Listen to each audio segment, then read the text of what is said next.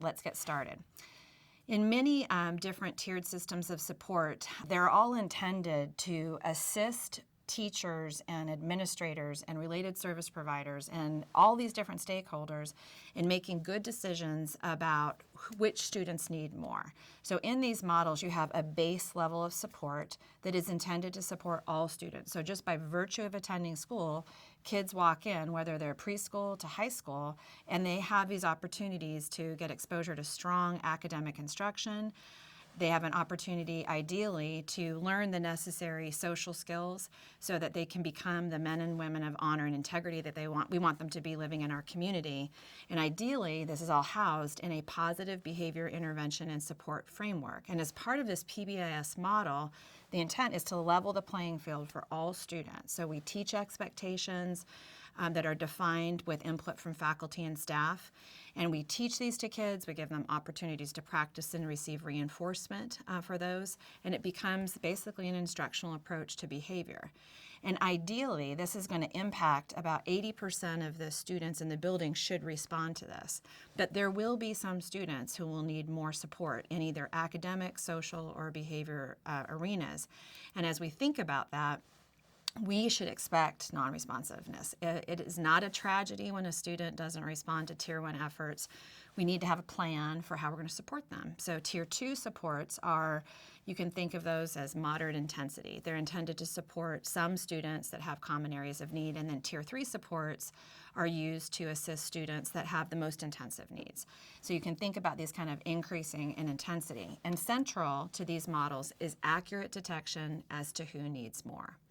And before we get into screening, I want to emphasize that although this is what we're talking about today, it is not the only thing we need to attend to. When we look at screening data, we also need to make sure we've got information on what stakeholders think about these Tier 1 efforts before we get started, so that we can see if there's any ongoing professional development that will be needed, in particular, how to focus that, because we do need to support people into implementation, but we have learned that what people think about these models as they're built, those school site means on social validity, actually predict how teachers report their first year of implementation. Short story is make sure you get input on what they think before you start. The second thing is we absolutely have to have data on treatment integrity, meaning we need information on what's happening at Tier 1 before we think about looking at our screening data, because without information on treatment integrity, frankly, it's just like a guy talking about his dating life in high school. Maybe it happened, maybe it didn't. You need the data. So we want to make sure that we know what's happening at Tier 1 before we move into systematic screening. When we think about screening, although the focus of our content today is on behavior screening, this absolutely should be done in conjunction with looking at academic data as well. So you can think about these like benchmarks. There's a few differences. With academic benchmarking, you screen as soon as the kids come back from the summer break. Then you wait, and there's a time point around winter and another one around spring. And the intent is to make sure that you have these touch points to see if kids are on track. The exact same logic applies in terms of behavior, with a couple of important differences. The first time point doesn't begin as soon as kids come back from summer break, but it begins 4 to 6 weeks after break, so that you have time to get to know your students and let the behavior settle in.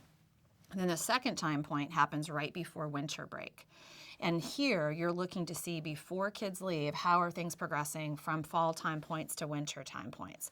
And the kids that are still scoring in like the moderate and high risk categories, we want to begin some Tier 2 supports. And it might be, as resources are built at your school, that you can intervene right from the beginning. But in general, we want to see how are kids responding to Tier 1 efforts. The third time point comes 4 to 6 weeks before the end of the year. So again, just like academics, we have 3 touch points to see how kids are doing. Another important difference, in addition to the timing of that first data collection point, is that we do not need any time with students to collect information on behavior screening. So it's unlike reading interventions where kids are reading to you or doing math problems with you in math probes. So we don't need the time with them. It's teachers are rating based on the information that they have about kids' behavior. These are very short. Some can take as little as 15 minutes, and some can take as long as 45 minutes. So keeping those things in mind, that we want to have multiple sources of information on students, and we're talking today about screening in particular, One of the things we like to do to support schools who are interested in getting started in screening and with a plan to use this information to provide assistance to students for whom Tier 1 efforts are not sufficient, we encourage you to build something like what you're looking at now. This is like a very simple at-a-glance assessment schedule. And in this, we encourage people just to make a master list of what information do you currently collect on all students in your building. The screening would be one of those pieces of information, but most schools will also collect things like some type of academic systems, whether it's Ames Web or DIBELS or some type of behavior screener. There's other data that we would also look at regularly, like at a middle school or high school. It might be progress report data or grade point average data.